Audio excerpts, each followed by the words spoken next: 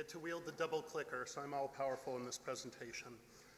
Right, so today we're going to talk a little bit about our enzyme therapy program, LysoClear. But before we do, I'd like to thank Michael Grieve and Aubrey DeGray for throwing this awesome event. I, for one, am really looking forward to the presentations we'll be hearing throughout the weekend, and it's been a little while since I've gone to one of these, so very excited to be updated on the new advances excuse me, in the field. On that note, I'd also like to thank the various members of our executive team as well as our research team who have been critical in obtaining the data that I'll be presenting today. In addition to our financial backers, Sons Foundation and Methuselah Foundation, who started this program some time ago, Kizu Technology Ventures, the Fight Aging blog, and Longevity, who have all consistently supported us over the years. We really appreciate your continued support of our research. As well as to the private investors in the audience, many of them are here today. We do appreciate your continued support. So when we think about vision, vision is how most people interact with the world around them. And when we think about aging and the diseases of aging, what we need to appreciate is that to take vision away is to devastate patients, it's to isolate patients, and it separates them from their family, their friends, and their ability to interact with the world. So this is a huge quality of life issue, and the primary disease of aging for vision is age-related macular degeneration. Macular degeneration is actually very common, reaching 200 million patients globally by 2020 and carrying a hefty price tag on the order of $250 billion per year globally in direct healthcare costs. And when we think about the disease itself and its clinical manifestation amongst patients, it becomes very obvious why there's such a huge impact and such a huge cost with this disease. It begins with blurring in not the peripheral part of our vision, but the central part of our vision, and it's progressive. It is frequently aggressive, and there are currently no cures for this disease. One of our goals at iCore Therapeutics is to present a new class of drug that's able to eliminate the junk that we think underlines this pathology. But before we go into all that and the enzymology, first we need to talk a little bit about the anatomy and how the anatomy presents itself as this disease. So when we look at the eye, our vision is granted to us by a region of the eye in the back called the retina. The peripheral portions of the retina allow us to perceive peripheral vision, but right back in here, there's a little indentation in the retina. It's called the macula, and that area is what drives our ability to have the high acuity central vision that really gives us focus and allows us to see things with great clarity. And if we dive in just a little bit further, we see that there's actually a very complicated microanatomy that underlines the function of the retina and the macula itself. So starting from the inside of the eye, the vitreous, and moving to the posterior side, we have a variety of different neural layers that are responsible for taking the information from photoreceptors and transferring it to the brain to be interpreted as vision. But the part that we really want to focus on for the disease state are these guys in here in purple and yellow. These are the photoreceptors. There's two different types, rods and cones. Rods primarily drive vision in the periphery. Cones primarily drive vision in the central vision in macular degeneration. And also these brown cells here, the retinal pigmented epithelial cells. So the RPE cells, or retinal pigmented epithelial cells, and the photoreceptors have a very harmonious relationship. As is true with many things in biology, if it gets blasted with light, it needs to be recycled with great frequency because light is very commonly damaging in a biological setting. So the way that the photoreceptors are set up is they have their cell bodies here, but they're constantly growing outer segments towards the RPE, which eat the outer segments and carry out metabolic functions for the photoreceptors. So one major goal of the RPE is to turn over photoreceptors and recycle their junk. Another major focus of the RPE is vitamin A recycling. I've spared you all some very dense biochemistry slides on retinoid metabolism, but suffice to say, vitamin A, or retinoids, in various chemical forms, bounce back and forth between the RPE, which recycle them to a working form, and the photoreceptors, which use them to aid in vision. Now, what we've started to appreciate more and more about RPE is that they behave like macrophages, which I'm really happy about because I got to follow Richard's talk and he gave us a nice overview of receptor endocytosis pathways and why those are important. And like macrophages, for a professional recycling entity or a professional phagocyte, the RPE cells have lysosomes, which are critically important to their function. And as cells that break things down for a living, we see why that's important. So if we take just a high-level look at lysosomes broadly, the goal of the lysosomal organelle is simply to break down junk. So lysosomes are contained in little vesicles, proton pump creates an acidic environment, and there's enzymes in these lysosomes that can break down all of the things that make us us. And when cells take up junk, or when they have internal junk that they need to recycle, there's a fusion between the junk and the lysosome, and the lysosomal enzymes are able to go to work and digest their contents. And this is especially true, again, of professional phagocytes. Now, we're aware of a class of diseases called lysosomal storage diseases. There's over 30 that are known, and what happens with these diseases is one of the enzymes that's necessary for healthy lysosomal processing and function is missing, typically as a result of a genetic mutation at birth. And these are just a few examples of the different types of diseases that exist in this classification. The presentation of the disease and the type of junk that accumulates is entirely driven by the type of enzyme that happens to be missing with these diseases. Now, our talk today is about macular degeneration, not lysosomal storage disease, but I bring this up because we can think of age-related macular degeneration as a lysosomal storage disease. The difference is that this is an evolutionarily silent disease. We haven't lived long enough in our evolutionary history to develop enzymes that can efficiently metabolize the sorts of products that accumulate in macular degeneration, specifically RPE lipofuscin. Now, those of you that have circulated around the aging space and gone to some of these conferences before have probably heard about lipofuscin in other areas of the body. It's important to know that the RPE lipofuscin is chemically distinct from these other entities, and it's primarily composed of retinoid derivatives and also lipid, obviously. Now, what's really annoying about this disease is lipofuscin is always accumulating in us and it's progressive. Every person in the audience that has eyeballs has lipofuscin accumulating in their RPE right now. And it seems to be that it's not until a particular state of accumulation that the disease kicks forward and becomes pathogenic. But when it does, those RPE cells, the essential cells for photoreceptor metabolism and turnover, start to choke on the lipofuscin, on this junk. And these are just a few clinical slides. So the three pictures on the right are fundus photographs. So doctor looking right in the back of your eye with an ophthalmoscope. And if you were to take one of those images and cut it and then rotate it so you have a three-dimensional cross-section, that's what we're looking on at the right, optical coherence tomography or OCT images. As the RPE start to choke on the junk, they start to deposit their lysosomal contents on the basolateral side of their layer. So this dark white layer at the brighter white layer at the bottom of the OCT image is the RPE, and the very faint white band above it is the photoreceptor layer.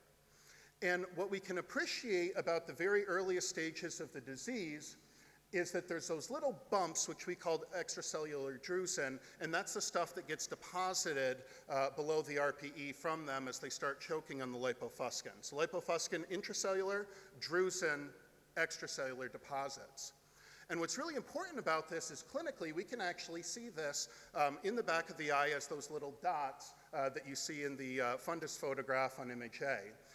This is the mild form of macular degeneration, and the reason it's so mild is because there's no perturbance to the macroanatomy of the macula. We still see this really nice concave morphology of the macula itself, and although there's little bumps from the drusen, the photoreceptor layer and the RPE layers are not actually disrupted. They're just jostled a little bit. As the junk continues to accumulate, there's gross loss of the RPE cells and the photoreceptors that rely upon them, and this is the intermediate form in the middle, and this is the stage where most patients start realizing that something's wrong. This presents on fundus photograph as geographic atrophy, and it corresponds to an actual thinning and destruction of the RPE and photoreceptor layers.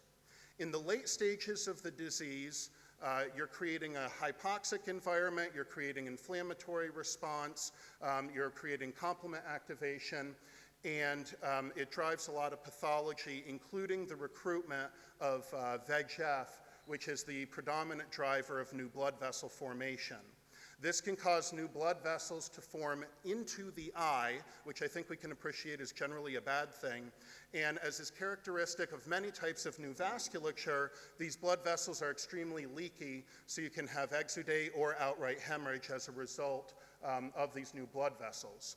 This is termed the advanced stage of macular degeneration or neovascular or wet, because why settle on one name when we have so many words? So the first two forms of macular degeneration are collectively dry, representing about 90% of patients, or 180 million globally.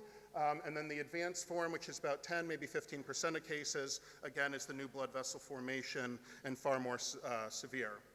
So quick summary, lipofuscin inside of the cell drives drusen outside of the cell, does a bunch of really bad things and causes disease.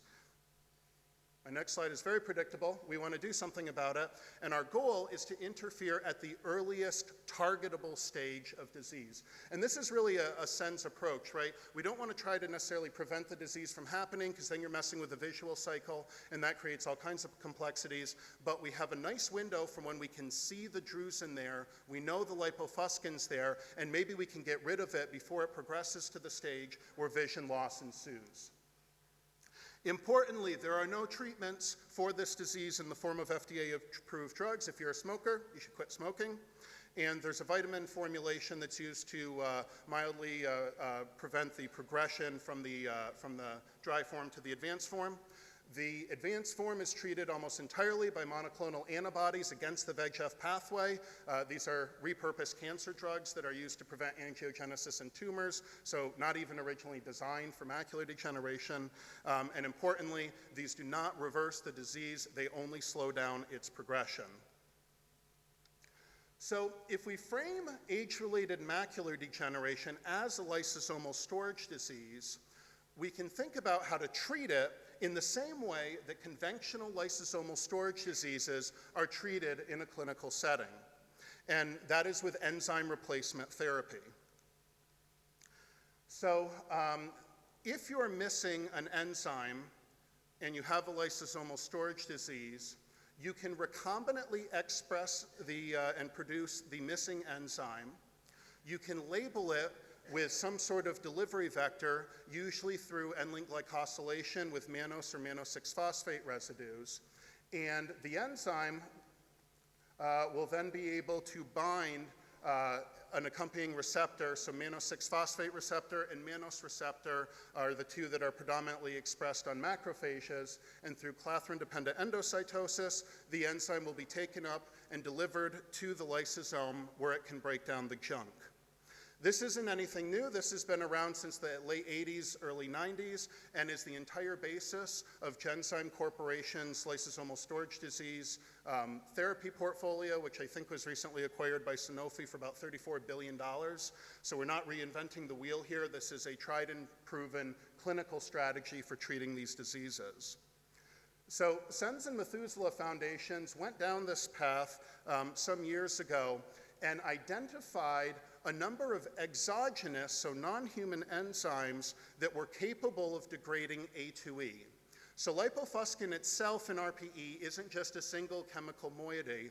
It's a variety of different garbage, retinoid derivatives and lipid that accumulate in these cells. One of the best studied and most abundant lipofuscin retinoids is A2E, and it's one of the hardest to get rid of, so this is what they selected for their studies, and identified a number of enzymes that were promising candidates to develop further. And this is really where our company came on the scene and decided to take this into a development strategy. We wanted to compare these enzymes quantitatively against one another.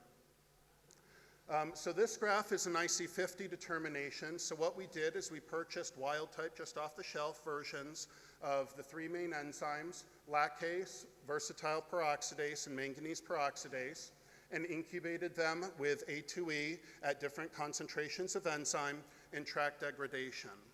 We also performed a variety of studies that I don't have time to show here for cell biology as well as preliminary in vivo toxicology and efficacy. And what we saw time and time again is that manganese peroxidase was hands down the best performer. One of the challenges, though, is that when you buy these wild-type enzymes off the shelf, they're not recombinant pure product. They're isolated natively, so you end up having up to maybe 50% purity and as many as 9 different isoforms in the formulation, so really not suitable for the sort of studies that we needed to do. So we took manganese peroxidase, which has been shown to be readily expressed in Pichia pastoris, a type of yeast, so very scalable. And we used that as a lead candidate to develop further. One of the things we wanted to know is, does our manganese peroxidase, when recombinantly expressed, possess the mannose that are needed for the targeting mechanism? So the gel on the left shows untreated manganese peroxidase in box A. We see a beautiful smear, which is consistent with glycan, with hypermonosylation. Glycans are kind of wiggling all over the place. And when we treat with PNGF, an enzyme that selectively cleaves off the glycans that are end-linked, we see a tightening of the band and a gel shift down to the molecular weight that we would expect for the enzyme. We also send enzyme out for glycoprofiling, and on a per enzyme basis, we see about 26 mannose residues. Now, we only need a couple mannose in order to achieve endocytosis through mannose receptor. This is what we would call hypermonosylated. There's lots of extra mannose, but this was sufficient to move forward with at this time. Now, I just mentioned to you that lipofuscin is composed of a number of different retinoid derivatives, not just the A2E that had been originally tested. So we really need to show that this enzyme is capable of breaking down all of these different lipofuscin components instead of just the A2E.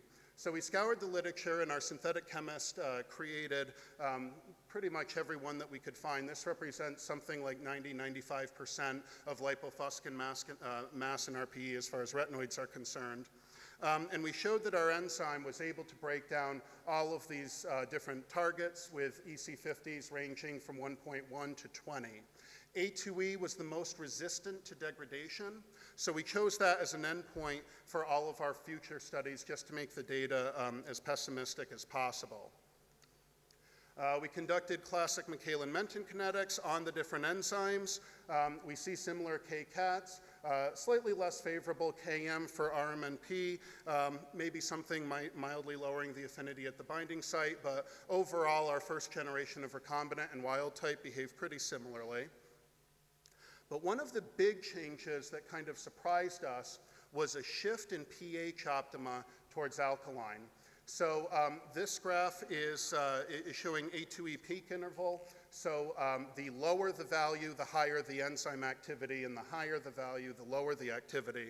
And one of the safety features that we love about lysosomal enzymes broadly is if they get out of the lysosome, they're inactive and they don't do anything because they only function in an acidic environment.